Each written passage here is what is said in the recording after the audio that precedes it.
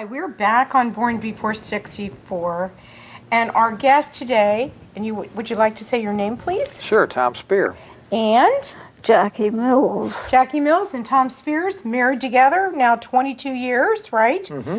And what I like about you is you're both very vibrant people. Even though that you're suffering from what you're suffering from, Jackie. Oh gosh, right? A myriad of things. But you know what? You are so happy all the time that you're just like this little butterfly that's so excited. Am I right? Yeah, probably. Probably. Yeah. Now, let me ask you where you're from originally. You're not from Houston. Oh, no. Where are you from? Born in Omaha and raised in southern Minnesota. I love Minnesota. I left there as soon as I could, and I've never returned because Really? Any state that would elect Al Franken is not a state I wish to be associated with. Excuse me. That's true. That is true. Yeah. He has problems reading a sentence. Were you surprised at the political turnout this year for the Republicans? No, I was hoping that it would go the way it did, and was thrilled to death that it did. But I kind of suspected all along that the polls were incorrect, that there was a tremendous backlash to what was going on, and we were going to see a reaction like we did, and they were going to elect a lot of Republicans. And I think it'll continue. I actually do. I think people are tired of what's happening. There's no transparency in our country at this point. But you know, the one that shocked me the most, and I have to share it with you, and I hope you share it with everyone. I just recently did a piece for the post office. Did you know that as of January 5th, and that the Postmaster General, who decided just to retire, decided that there was going to be no more first-class mail? Did you know that? No, I didn't. Well, guess what? He wants, and this is not being transparent either. No. What most people don't understand about the post office, and I'm hoping that you don't know, but if you do know, then let me know, that the post office is under the Constitution, that our taxes do not pay for the post office, that when they sell a letter or sell a stamp or a box, that's the income that they derive to run the post office. Did you know that the post office this year was $1.5 billion in the black? In the black? In the black. No, you have shocked me. If I shocked you? Of because course. See, what's happened is in our country, we won't say what they really are in Washington, but these people are putting a message out to say that they want to close the post office. But do you know the reason why the post office back in 2006 was losing money? No. Because these wonderful people in Congress at the time decided to charge the post office $5 billion a year for future workers. 70 and 10 years into the future, they had to pay for people that weren't even alive yet. Okay? So they got through all of that, and then they decided just recently that they were going to cut out all first-class mail. Well, that affects everybody. That affects your medicine. That affects the military members that get APO and FPO. Sure. And it changes small business. It changes lots of things.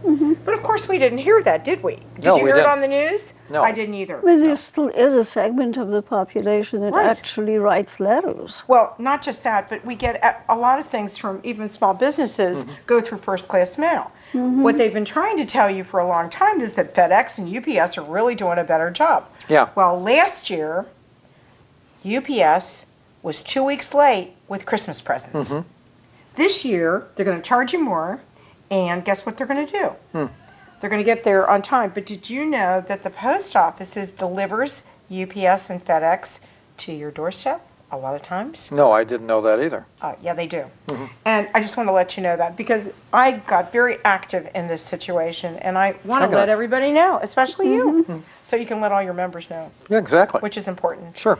So there's a lot of things that happen in government that we're not aware of. Yeah. And we as and I don't call us seniors, I call us mature adults. We are the largest population and that's why Born Before 64 became an entity. We need to really wake up Americans. We need to really let them know they're losing their rights. And you do know that that was the largest segment of voters voting Republican in the last election. All of the polls have indicated that they were the largest bloc with the seniors. Above the age of 55, I believe, was the date. And that's the first time that they've had a majority like that in a long, long time. And we overwhelmed, that segment overwhelmed everybody else. Well, you want to hear something? One of the questions I want to ask you, when you went to the polls, unless you did it by absentee ballot. No, we always vote, we vote in the polls. Okay. Who runs the polls? Who's behind the desk to check you in? I've assumed private citizens. It's always Well, been. they are. Yeah. But are they older? Oh, they are? Yes. I think they always are older. Yes. Yeah. Right. Yeah. You see that everywhere. And they're very nice, too. The polling place we go to, we really like. Yeah, they're I do lovely too. They give you people. coffee and they give you stickers Yeah. when you Well, walk out. Oh, you Isn't should it see what they fun? did. They take care of Jackie like you can't believe. It's I can wonderful. imagine. They do. I can They're very imagine. considerate. Yeah. Well, you know, a few years ago when Bill and I were overseas with the military, we actually brought in the vote. And it was one of the elections. And it was the military. And I'm very close to the military, Tom. I work with the Wounded Warrior Projects. And Very worthy. I actually, I'm going to ask our little assistant if he would go over and give me the package that I want to show you. We're back, and we're talking to Tom Speirs and his beautiful wife, Jackie Mills. And this is a program that I'm very, very proud of.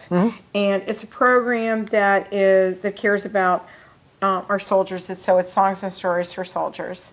Were you a military guy? I was. And I'm going to give you one of these Thank you. because I want to thank you for your service. That's number one. And we usually give this to wounded warriors in the hospitals that are at the VA hospital. And actually, you can download 90,000 pieces of music. You can, I think we have 60,000 books that you can download. This wonderful nonprofit started because of a former veteran who believed that we really need to honor our soldiers, especially guys that are vets that are either at home or on dialysis or chemotherapy, or where you have to sit for long periods of time with really not a lot to do. That's right. And I'm actually going to hopefully go visit your Houston VA hospital and give these beautiful packages out. And inside the package is an iPod that you can download this and listen to it while you're sitting in the hospital or doing whatever. Terrific. But I want to give this to you. Thank you. And one of the things that I found out is that my brother was in the VA. Both my brothers were in the VA hospital, and they were. Unfortunately, they passed away. And my one brother, I know, would have really enjoyed this more than anything else because he was in the hospital on dialysis for like almost a year. He lost a portion of his foot. And there's so much that we can do. You know, there's so many people that could visit VA hospitals that they don't. That's right. You may not know this, but one of the real movers and shakers behind the VA system is a very prominent physician from Houston who is no longer alive, but Dr. DeBakey.